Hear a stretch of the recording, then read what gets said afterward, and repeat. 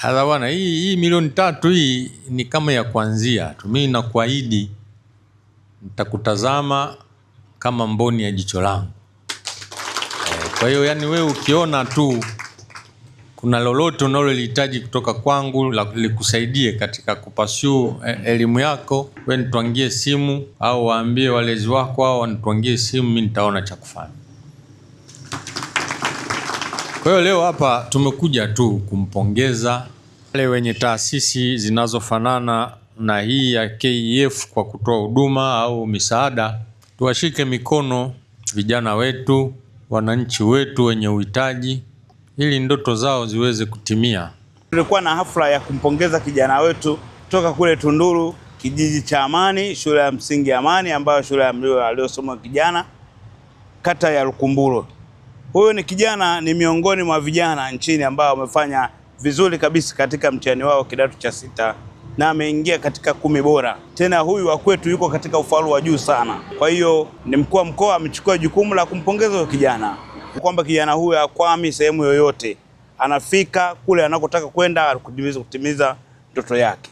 Hivi ni wito kwa wazazi wengine ambao wana watoto kama hawa, wasikate tamaa, na hili liwe tumechukua kama funzo kwamba watoto hawa wanazo ndoto, lakini tukiwabeba na kuwasaidia kwa wanaweza katimiza ndoto zao, wakafika mahali ambapo asiwe tena mzigo kwa mtu mwingine, baadaye akajiendeleza akafika kule anataka kufika. Biliati ya Feti Biliati. Kwanza nimesoma shule ya msingi Imani iliyopo kijijini Imani, kata ya Lukumburo, wilaya ya Tunduru. Baada ya kumaliza hapo nikaenda Songea Boys Secondary School kwanza form 1, na ndipo nikamaliza kidato cha 4 na ndo nikafika high level kule Ndanda Secondary School. Nilikuwa nasoma ili nipate division nzuri, ila nashukuru Mungu amenisaidia, nimesoma na nimepata division ya 3 point. Kikubwa tu ni kusoma kwa bidii na kuwa na nidhamu. Moto wa shule ya Ndanda nasema, yani kauli mbiu ya Ndanda uwe ni nidhamu, kazi na elimu. Kwamba cha kwanza yani ili uweze kuishi sehemu fulani lazima uwe na nini? Na nidhamu. Na nidhamu ni neno pana ambalo siwezi kulimaliza kwenye kuelezea, nafikiri linaeleweka. Ila ukiachana na nidhamu, cha pili inabidi ufanye kazi. Kazi ni nini? Kazi ni kusoma kwa bidii. Uchimbe kweli. Lakini pia elimu.